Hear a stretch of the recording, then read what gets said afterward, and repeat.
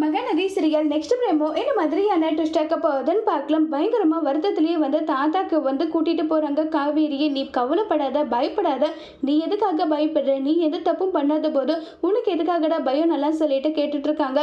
இருந்தாலும் எனக்கு பயமாக இருக்குது. அப்படியெல்லாம் ஒன்றும் கிடையாது, விஜய் இருக்கான்ல, விஜய் கிட்ட நான் பேசிக்கிறேன், நீ எதை நினச்சி கவலைப்படாமல் இரு நல்லா சொல்லிட்டு தாத்தா சமாதானப்படுத்திட்டே கூட்டிகிட்டு போகிறாங்க. காவேரியை கூட்டிகிட்டு போனதும் அங்கே வெண்ணிலாவை பார்த்ததும் வெண்ணிலாவை பார்த்து தாத்தா ரொம்பவே வருத்தப்படுறாங்க.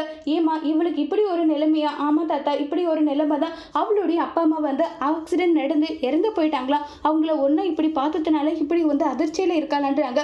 இவளுக்கு ஏற்ற ட்ரீட்மெண்ட்டை நம்ம பார்க்கலாம்.